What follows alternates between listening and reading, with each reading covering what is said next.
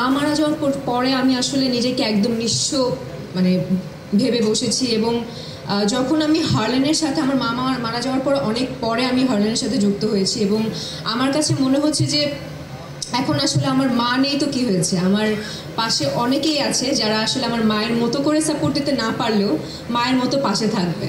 তো আমার কাছে আসলে এখন আমি একা আমার কখনোই মনে হয় না, যতটুকু আসলে হার্লেনের সাথে যুক্ত হওয়ার আগে আমার মনে হয়েছে।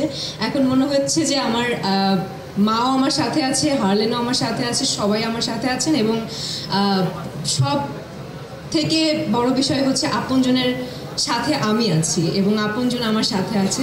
বেশি ভালো লাগার জায়গাটা বাড়িয়ে দিয়েছে রিমার্ক হার্লেন, যেটা কিনা আসলে আমাদের সবার জন্য অনেক বড় একটা ব্যাপার, অনেক বড় একটা বিষয় এবং তারা যে উদ্যোগটা নিয়েছে আপনজন, এটা সবার জন্য, শুধুমাত্র ব্যবসায়ী না, যারা ব্যবসায়ী তাদের জন্য তো একটা উন্মুক্ত ভালো লাগার দরজা খুলে গেছে। তো এইটা সব ব্যবসায়ীদের জন্য অনেক ভালো একটা উদ্যোগ এবং আমাদের সবার জন্য এই ভালো একটা উদ্যোগ। আমরা ছোটোবেলায় আসলে কি অনেক বাচ্চাদের জিজ্ঞেস করলে অনেক বাচ্চারাই বলতো যে কি হতে চাও বড় হলে, অনেক বাচ্চারা বলতো যে আমি ব্যবসায়ী হতে চাই, ডক্টর ইঞ্জিনিয়ার তো আছে, আমি ব্যবসায়ী হতে চাই।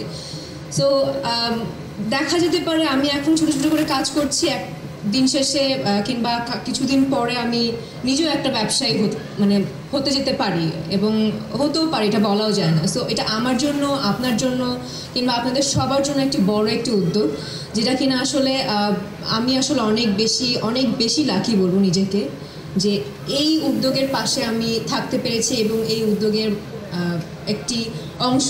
একটা চিন্তা ভাবনায় মাথায় রাখুন যে রিমার্ক হার্লেন আপনজন আছে আপনাদের পাশে এবং যেহেতু এই পথ চলাটা শুরু করেছে, আজীবন আপনাদের পাশে থেকে যাবে এবং আমি তো আছি।